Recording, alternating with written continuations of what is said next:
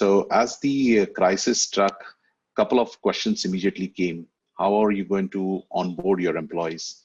How are you going to get your customers dialogue started? How are you going to ensure that your partners and vendors who are working in the ecosystem, who are going to, how are they going to survive and how are they going to interact? I think so. The advantage of being in such a technology-driven organization was, we were ready to a great extent, and this crisis, as most of our participants said, was considered as an advantage. We took it. We just took this as to our advantage and took it to the next level.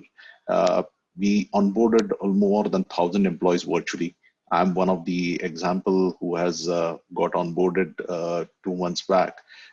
But during this time, I've been able to successfully close our books, announce our results ahead in time, rather absolutely in time. We conducted our AGM virtually. We created a tool for our partners and vendors, whereby the interaction and the interface has become completely digital. They can submit their invoices, they can submit their timesheets all digitally, and they are able to get paid. They can track where they stand in terms of their pay. The second aspect I would say that has changed is also we had a big exposure into the travel hospitality segment, and that came to a complete standstill. The first couple of weeks were completely a knee-jerk reaction. Everybody, whether impacted or not impacted, just put everything on hold. And slowly after 2 weeks, things started returning back to normalcy, but travel was obviously the biggest impacted sector. And obviously one of the things which you can easily do is, fire people. And as a company, we do not follow that philosophy, because people is when you say people is an asset, you need to mean it. You really need to help them survive in the bad situation also, and enhance their upskill them during this period of time. So we very quickly ensured who are the people who are working, who are probably on bench, who can we deploy them and sort of meet the other segments whereby there was a demand. Very quickly reskill and deploy them. So that helped us in avoiding any layoffs that could have typically hit this industry. In the journey, obviously, as Manish rightly said, our homes are not geared up to handle the work from home in a true way. There has been a lot of work that is happening now in terms of upgrading the home infrastructure, whether it comes to giving people a broadband connection at home, ensuring that obviously we were much ahead of against the competition in terms of ensuring most of the people have laptops, but also ensuring their security and data protection tools. This is one area I think so. There will be a big evolution that will be happening, and this is not something that you do an investment one time and matters will, you're done. This is an evolving risk.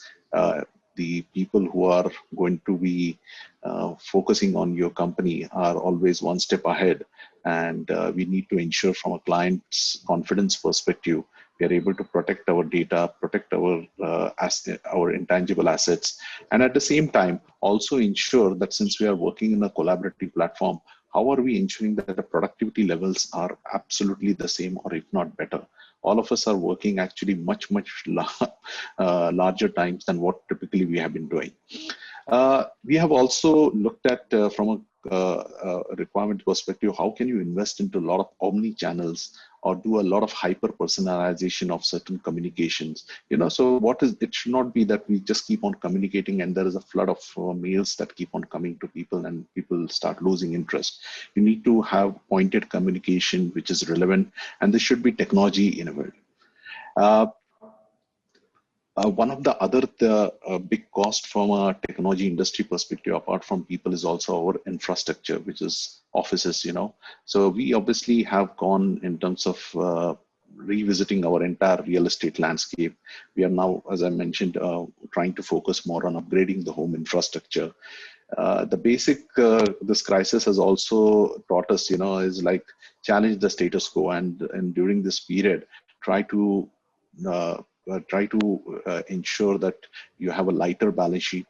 Cash, absolutely, it is not the king anymore. It's an emperor, and it's an emperor that is now going to have a reign for a couple of years now. Have more liquid assets. And while we were doing all these things, we also wanted to ensure, we wanted to be considerate, particularly when we are in the ecosystem we are operating. We want to ensure that, you can't be ruthless and rude with the partners and the vendors who are working with you. They do not have the same amount of luxury as probably what you had in terms of being a debt-free, cash-rich company.